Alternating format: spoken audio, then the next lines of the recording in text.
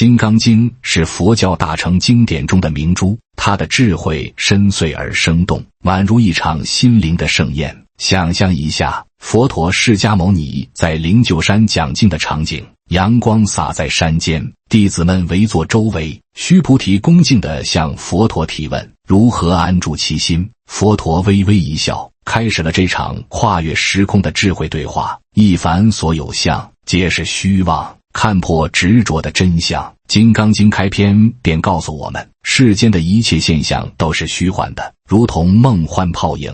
想象你站在一片湖边，湖面倒映着蓝天白云，但一阵风吹过，水面荡起涟漪，倒影瞬间破碎。那些看似真实的影像，其实不过是暂时的幻想。我们执着于名利、情感、财富，就像抓住湖面的倒影，最终只会徒劳无功。唐代王阳明在龙场悟道时，正是领悟了这一点。他被贬到荒凉之地，仕途无望，但他抄写《金刚经》，终于看透了名利的虚幻，创立了心外无物的心学。他发现，真正的自由不在外界，而在内心。二应无所住，而生其心，在红尘中保持觉知。这句寄语是《金刚经》的核心，它像是一盏明灯，照亮了修行的方向。想象你走在繁华的街头，车水马龙，喧嚣不已。如果你执着于某一辆车、某一个人，就会被卷入无尽的纷扰。但如果你只是静静的观察，不执着于任何一物，你就能在喧嚣中找到内心的平静。苏东坡被贬黄州时，正是用这种心态面对人生的低谷。他在《赤壁赋》中写道：寄福游于天地，渺沧海之一粟。他明白，人生的起伏不过是自然的规律，执着于得失只会让自己痛苦。于是他以豁达的心态笑对人生，最终留下了千古名篇。三过去心不可得，现在心不可得，未来心不可得。时间的解脱法门。时间是人类最大的枷锁，我们常常被过去的遗憾、现在的焦虑和未来的恐惧所困扰。金刚经告诉我们，这些心念都是不可得的。想象你站在一条奔流不息的河边，河水从不停歇，就像时间的流逝。如果你试图抓住过去的水，它已经流走；如果你执着于未来的水，它还未到来。唯有安住在当下的每一滴水，才能真正解脱。戚继光抗倭时，面对生死存亡的压力，他每日抄写《金刚经》，用不住余下的智慧保持战略定力。他不执着于胜负，而是专注于每一个当下的行动，最终以弱胜强，保家卫国。死无我，无人无众生，打破自我中心的牢笼。金刚经强调无我，它像一把利剑，斩断了我们对自我的执着。想象你手中握着一个气球，你认为它是我，于是紧紧抓住它。但当你松开手，气球随风飘去，你才发现它从未真正属于你。我们执着于我的概念，却不知我不过是因缘和合的假象。唐玄宗在位时，亲自注解《金刚经》，用无我的智慧治理国家。他明白，帝王的权威并非永恒，唯有以百姓为本，才能实现真正的繁荣。这种无我的理念，让他开创了开元盛世。五、如何用《金刚经》修出金刚心？面对压力时，把工作任务当作菩萨行愿。每当你感到焦虑，不妨默念：凡所有相，皆是虚妄。把工作看作修行的一部分，全力以赴却不执着结果。这样，你既能完成任务，又能保持内心的平静。信息过载时，练习心不住于静。每天静坐15分钟，观呼吸时默诵应无所住，而生其心。当你感到被信息淹没时，这种练习能帮你清理脑海中的杂念，找到内心的安宁。人际关系中，用无我思维看待冲突。当你与他人发生争执，试着放下我赢你输的执念，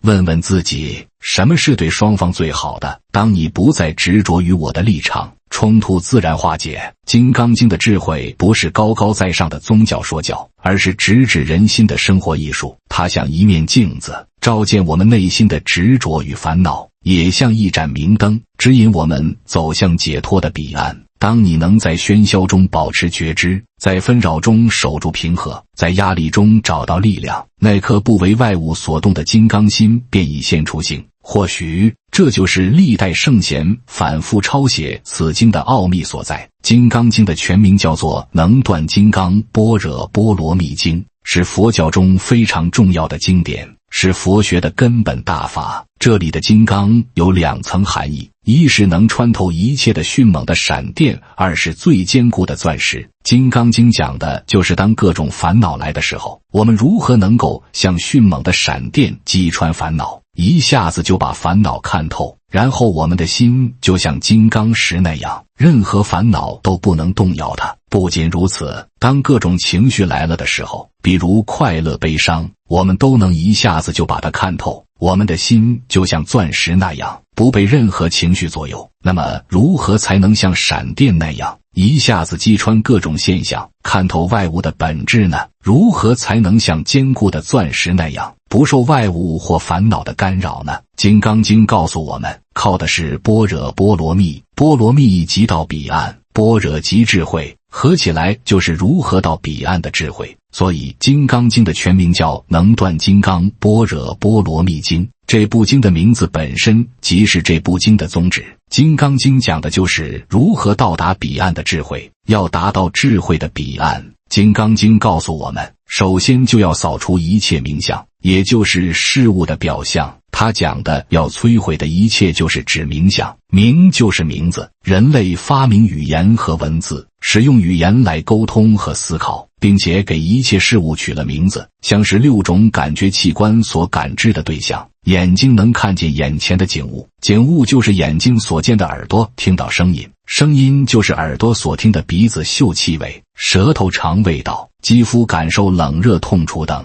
还有意识想象回忆和推理，这些通通都失效。人类通过6种感觉器官来认识这个世界，并且给万事万物取名字。所以世间一切事物，山河大地、花草树木、生活用品，大之宇宙，小之微尘，通通都是名相。甚至佛所教导的佛法经典，就连金刚经的内容文字都是名相。佛陀说，所有一切事物的名相都是虚妄，因为名相不是一切事物的本来面目，名相只不过是众生在迷失时的产物。人们执着于名相，认为身体和世界都是真实存在，习惯于追求精神和肉体上的快乐，喜欢吃喝玩乐，探索新奇事物，创造发明，传宗接代，推动文明发展，并把这一切都视为自然而然的真实世界。众生沉迷在这个花花绿绿的虚幻世界之中，不断生死轮回，承受不停得到与失去带来的苦楚。这就好比舞台上的演员，前一出戏演大将军，威风八面下一出戏演奴隶，可怜兮兮。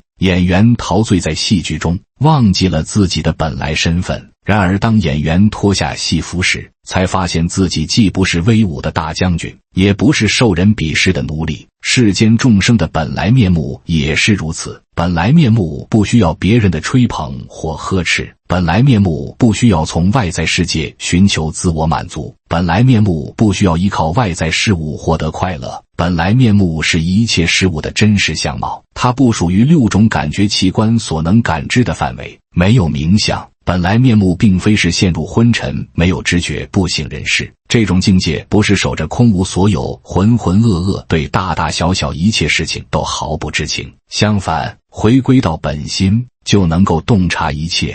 佛陀说，凡夫俗子整天用眼睛看、耳朵听，学习和掌握一切知识，发明和创造各种新奇事物，如同有眼睛的人处于漆黑之中，什么都看不见。然而回归到本心的人，如同有眼睛的人在阳光底下见到种种色彩。所以回归到本来面目的人就是开悟之人，就是圣人。他能见到一切，也知道一切，知道宇宙人生的真相过程和细节，知道凡夫所知道，也知道凡夫所不知道。金刚经教人扫除一切名相，回归到本来面目，这个过程就是修行。用譬喻来说明，就如同乘坐木筏，从此岸渡到彼岸。此岸是花花绿绿的世界，彼岸是众生的本来面目。此岸和彼岸之间隔着生死大海，如同漩涡急流，众生在生死大海浮浮沉沉，因为本身所造业，有时出生在天堂，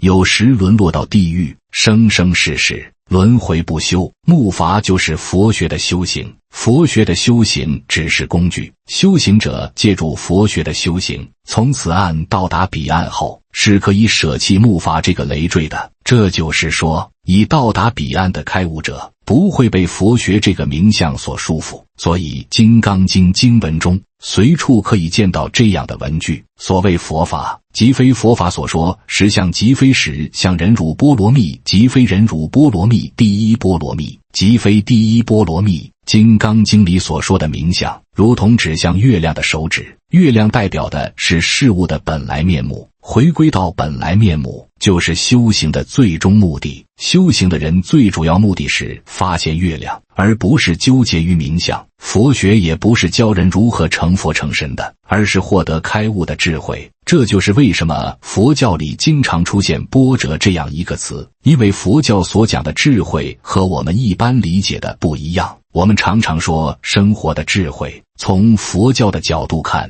只能算是聪明，不过是用来谋生的手段和策略。金刚经说的是通过如何到彼岸的智慧，断除世间的种种虚妄，获得最终的开悟。所以金刚经是一本讲智慧的经书，讲般若波罗蜜的书。人活在世间，总得为谋生而劳作，但这个劳作不应该是苦役，而应该是一种享受。那如何让自己在劳作中心生欢喜，每个当下都洋溢着生命的喜悦呢？我们看看释迦牟尼是怎么做的。释迦牟尼成佛，我们刚刚说了般若，一即智慧。金刚经讲般若就是讲大智慧的经，它出自大般若经。当年释迦牟尼在4个地方分16次法会，给众信徒讲完了般若经，而第9次法会讲的就是金刚经。随后他的弟子把他讲的内容记录了下来。那么出生于王族家庭的王子悉达多是怎样变成释迦牟尼佛的呢？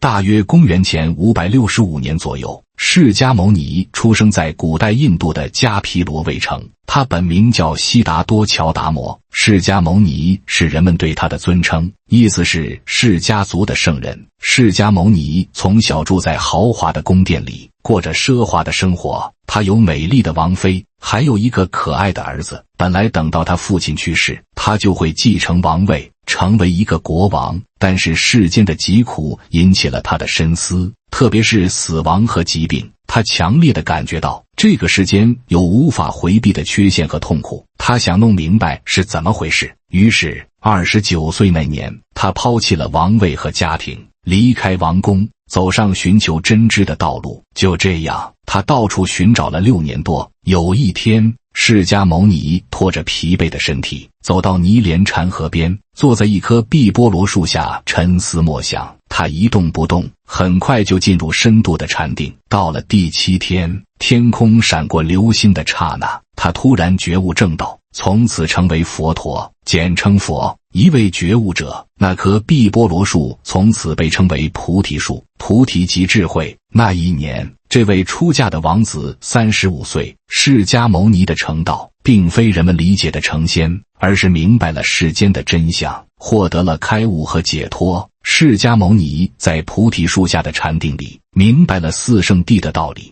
4圣谛是4种真理，第一是苦谛，关于苦的真理；第2是集谛，关于为何苦的真理。世间的人为何苦呢？是因为无止境的欲望。第3是灭谛，灭除痛苦的唯一方法是涅槃。涅槃的意思并不是一般人理解的死亡，而是解脱、自在、安乐、不生不灭等。为什么会涅槃呢？因为没有了烦恼，没有了贪欲，没有了怨恨，没有了愚痴。第4是道谛，就是通向涅槃的道路。只有通过正确的修行之路，才能抵达涅槃。释迦牟尼成佛后，立即去了适合讲法的鹿野苑。他找到当时陪他一起出家的5位侍从，向他们讲了4圣谛。从此，佛陀开始了长达45年的弘法生涯。在弘法的过程中，佛陀逐渐深化了自己的理论体系，提出了很多佛学的概念和修行的方法。所以，四圣谛是基础，是前提。如果一个人不了解这个基础和前提，那是很难理解佛学的理论的。佛陀在世的时候，都是通过口头讲述佛法的，并没有留下文字。他的学说都是弟子后来记录下来的。佛陀去世之前，弟子阿难问了他几个问题，其中有一个是：您在世的时候，大家都能亲自聆听您的教诲，但您离开尘世之后，如果我们向别人传授佛法，怎么能够让他们相信是您所说的？释迦牟尼回答：只要在讲述之前加上一句如是我闻，就可以让众生相信这是我亲自所说。所以现在我们读到的佛经很多都是以如是我闻开头的。金刚经来到中国，释迦牟尼在世的时候并没有佛经，佛经的出现是在释迦牟尼离世之后，他的弟子根据记忆记录下释迦牟尼的言论，慢慢形成了一卷一卷的佛经。中文的经指的是织物的纵线，有绵延的意思，引申为常道，就是一些规律性的不变的道理。所以佛经所讲的都是一些常道，就是经得起考验，符合世间运行规律的真理。金刚经如何降服自己的杂念？相比其他佛经，金刚经显得篇幅较短，通篇也不过几千字。一般佛经往往有华美的想象、神奇的隐喻、层层的排比，而金刚经不过是一部记录释迦牟尼和弟子对话的问答录，对话发生的时间和地点都很平常。大约某一天，释迦牟尼和弟子去外面挨家挨户乞食时，这时10大弟子之一的须菩提开始向释迦牟尼提出问题。我们之前解读《西游记》原著的时候说过，孙悟空的第一个师父须菩提祖师跟释迦牟尼的弟子同名，这是否意味着《西游记》里的须菩提祖师的原型就是释迦牟尼的弟子呢？佛陀10大弟子之一的须菩提号称解空第一，他最善于解悟空性。在《金刚经》里，须菩提向佛陀请教了3个问题。第一道问题：善男子和善女人发心成就如来的无上正等正觉大智慧，应当维持何等心？佛陀说，悟道之人应当升起大慈悲心，发愿度一切众生入无余涅槃。无余涅槃就是开悟之后人的生命的终极形态，灭尽一切烦恼，解脱轮回生死之苦。第二道问题：善男子和善女人应当如何修行？佛说，善根深的人自能断金刚般若波罗蜜经，扫除一切名相，即是修行。对金刚经言教上有疑惑的人，则应当按照4句偈来修行。4句偈就是经文后段所说：一切有为法，如梦幻泡影，如露亦如电，应作如是观。一切有为法涵盖世间一切现象，身心内外的万事万物，以及内心的种种念头、思想、感受等等。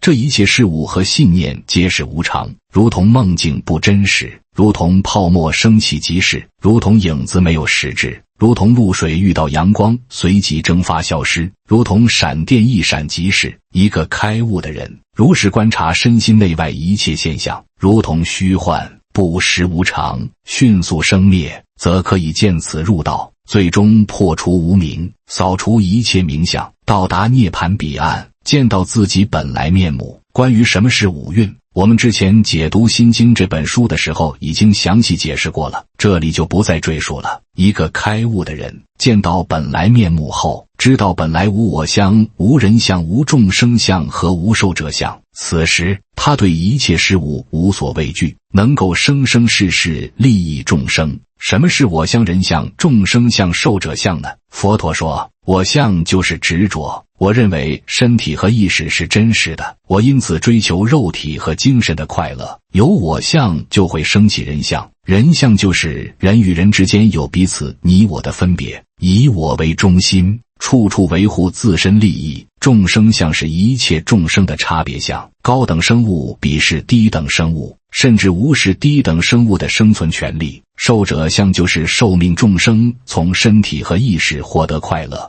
想要长命百岁，害怕死亡。第3道问题：善男子和善女人遇到挫折时，应当如何降伏妄心？佛陀说，一个开悟的人，虽然发愿度一切众生入无余涅槃，然而实际上并没有众生得度，因为他没有我相、人相、众生相和寿者相，没有4相，就是降伏妄心。譬如《金刚经》举例的人，如仙人被歌利王用刀节肢解身体时，却不对歌利王生起嗔恨，他非但不生气，反而发愿在成佛后第一个度化歌利王。歌利王在未来世成为释迦牟尼佛的第一个度化的阿罗汉弟子，名叫乔陈如长老。释迦牟尼的回答有2个重要的点，第一点是他要发心救度所有的众生，第二点是他的心中要没有众生的概念。这2个重要的点隐含着释迦牟尼一个重要的思想，那就是一个人想要得到最彻底的解脱，他想要降服自己的妄念，那他就必须升起利他的心，同时他还必须不能有分别心，不要纠缠于自我与他人的分别。释迦牟尼后面又增加了这么一句：须菩提，其实并没有什么特定的方法可以让你获得彻底的解脱。释迦牟尼的意思是，一个人想获得彻底的解脱，就必须从各种相里解放出来，不仅如此，他还必须从某种特定的法里解放出来。所以阅读的层面，《金刚经》实在非常简单，而主线不过是释迦牟尼回答须菩提如何可以达到最终的解脱。释迦牟尼的回答强调，你想要最终的解脱，就一定要断除妄想和妄念。读懂了《金刚经》，就是在修心。《金刚经》并不会直接为你带来财富或工作机会，但它能改变你的思维方式，让你从惯性思维中解脱出来。这种改变会潜移默化地影响你的生活，让你在面对困境时更加从容，在追求目标时更加坚定。在现代社会，有一位年轻的程序员，每天面对繁重的工作压力，他常常因为项目的失败而自责，因为同事的批评而沮丧。直到有一天，他在图书馆偶然翻到《金刚经》，读到应无所住而生其心时，心中豁然开朗。他开始明白，工作中的得失不过是暂时的现象，真正的价值在于内心的平静。此后，他不再执着于结果，而是专注于过程，逐渐成为团队中不可或缺的核心成员。有一位母亲因为孩子的叛逆行为而烦恼不已，她尝试了各种方法，却始终无法与孩子沟通。后来，他在朋友的推荐下开始读《金刚经》。当他读到凡所有相，皆是虚妄时，突然意识到，孩子的叛逆并不是针对他，而是成长过程中的一部分。他开始用更宽容的心态去理解孩子，母子关系逐渐改善。《金刚经》的智慧并不遥远，它就在我们的日常生活中。它教会我们如何面对挫折，如何处理人际关系，如何在纷繁复杂的世界中找到内心的安宁，如何在生活中实践《金刚经》。面对挫折时，当遇到困难，不妨默念凡所有相，皆是虚妄，提醒自己不要被眼前的困境所迷惑。处理人际关系时，用无我的心态去对待他人，不执着于自己的立场，才能化解矛盾，促进和谐。追求目标时，专注于过程而非结果，既能全力以赴，又能保持内心的平静。《金刚经》不仅是一部佛教经典，更是一本关于生命智慧的指南。它告诉我们，真正的幸福不在于外在的拥有，而在于内心的觉悟。通过修行，我们可以将心修炼成迅猛的闪电，穿透一切烦恼；也可以将心修炼成坚固的钻石，不被任何外界的干扰所动摇。当我们能够安住于自己的本来面目，领略到生命最初的喜乐时，就会发现世间的一切纷扰都不过是过眼云烟。《金刚经》的意义在于，它不仅帮助我们看透生命的本质，更赋予我们力量，去走好脚下的每一步路。愿你我都能在《金刚经》的智慧中找到内心的平静，活出生命的本真。谢谢你的聆听，加入我们，通过点赞与关注我们的平台，佛教智慧、古韵佛学与当代禅意交融的空间，探索更多宁静心灵的篇章，澄净心灵，为您的日常旅程洒下智慧之光。